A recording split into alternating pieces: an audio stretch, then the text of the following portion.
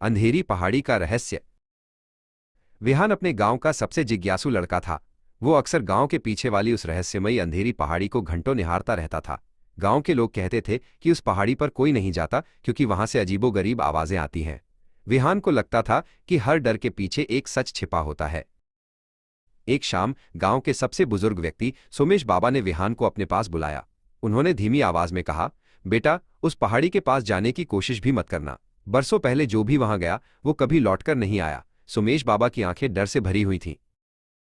विहान ने अपने डरपोक लेकिन वफादार दोस्त राहुल से बात की।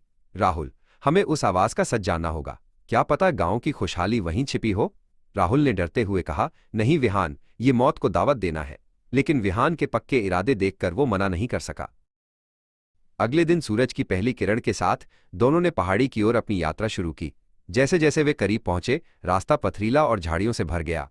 विहान अपनी कुल्हाड़ी से रास्ता साफ कर रहा था, जबकि राहुल बार बार पीछे मुड़कर देख रहा था। जैसे ही वे पहाड़ी के तलहटी पर पहुंचे, एक बहुत तेज और भारी गूंज सुनाई दी। वो आवाज किसी जानवर की दहाड़ जैसी थी। विहान के रोंगटे खड़े हो गए, लेकिन उसने गौर किया कि आवाज में एक लय थी। उसने गौर से सुनने की कोशिश की।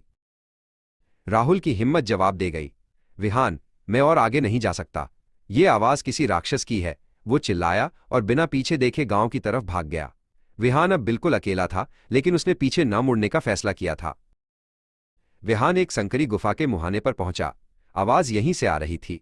उसने अपनी मशाल जलाई और अंधेरी गुफा के अंदर कदम रखा। गुफा की दीवारों से पानी टपकने की आवाज आ रही थी, जिससे पूरा माहौल और भी डरावना लग रहा था। गुफा के अंत में पहुंचकर विहान की आंखें फटी की फटी रह गईं।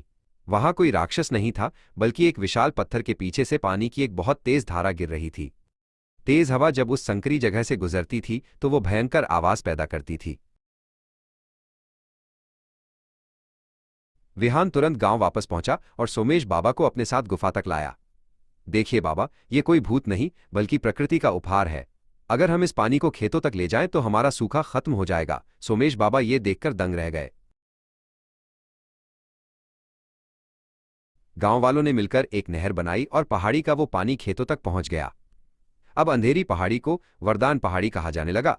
विहान ने सबको सिखाया कि जो चीज हमें डराती है, अक्सर उसके पीछे ही हमारी सफलता का रास्ता छिपा होता है।